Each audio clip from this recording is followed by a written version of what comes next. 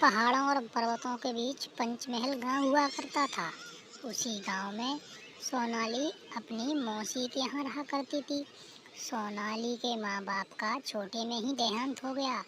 उन्होंने सोनाली को अपनी मौसी के यहाँ छोड़ दिया था।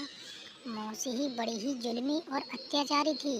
सारे दिन उस पर काम कराती थी, उसको बहुत परेशान करती रहती थी। उसकी बिल्कुल भी दया नहीं करती थी। बेचारी करे भी तो क्या करे, काम करती थी। उसकी मौसी कांता के पास भी कोई बच्ची और बेटा नहीं था, तो उसको बेटे बेटी का दर्द क्या होता है उसे मालूम ही नहीं था। सोनाली अपने दिए हुए माँ के वचन को निभा रही थी और अपने मौसी के घर में हर जुल्म को सह रही थी। बेचारी कुछ कह भी नहीं पाती थी, सारे दिन काम करती थी। खाना भी उसको उतना ही मिलता था ज़रूरत के अनुसार। रानी सुबह से लगी हुई है, काम करने को बिल्कुल मन नहीं करता। अभी सब्जी लेने कब जाएगी, जल्दी जल्दी निपटा ले, खाना खाने के लिए टाइम से बैठ जाएगी। तेरी माँ तो चली गई इस दुनिया में छोड़ के, हमारे ऊपर तुझे बांध गई है हरामखोर, कुछ कर लिया करे। क्यों मौसी जी मुझ पर इतना जुल्म करती हो? मैंने तुम्हारा कहाँ बिगाड़ा है?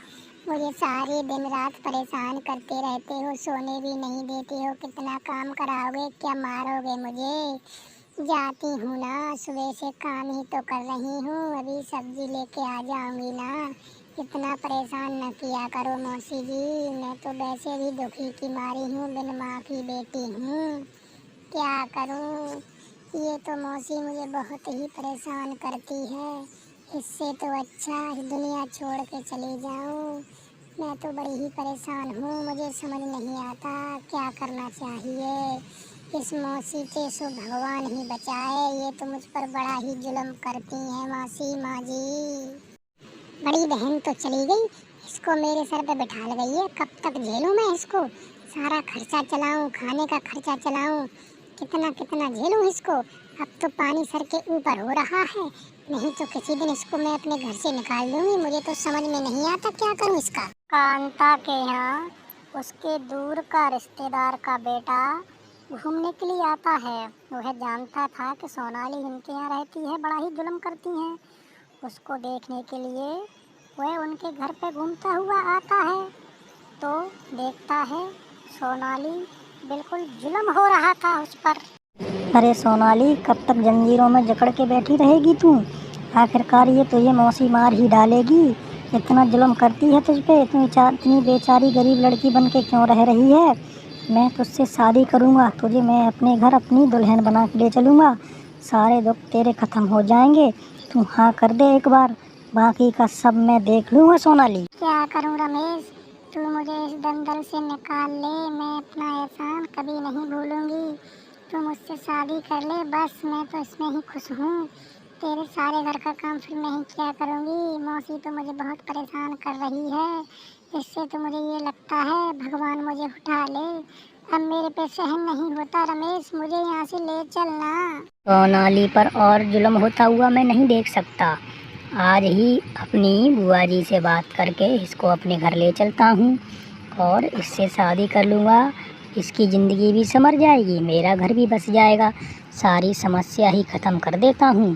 बेचारी गरीब की मारी है, क्या करे, मौसी जुल्म जो कर रही है।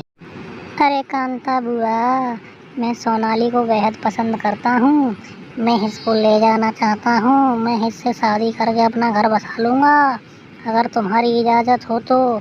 तुमको तो इसकी शादी वैसे भी करनी है, अब तुम्हारी क्या रजामंदी है वो मैं जानता हूँ। तुम तो मुझे भली भांति जानती हैं, मैं उसको परेशान नहीं रखूँगा, बहुत खुश रखूँगा कांता बुआ। अरे ले जा, हमें कोई चिंता की बात नहीं है। मैं तो बहुत खुश हूँ, मैं भी इससे परेशान आ रही हूँ। हम किसी अच्छे से नौकर को रख लेंगे, तू ले जा, हमें कोई दिक्कत नहीं है। हम तो बहुत खुश हैं, उसका भी घर बस जाएगा।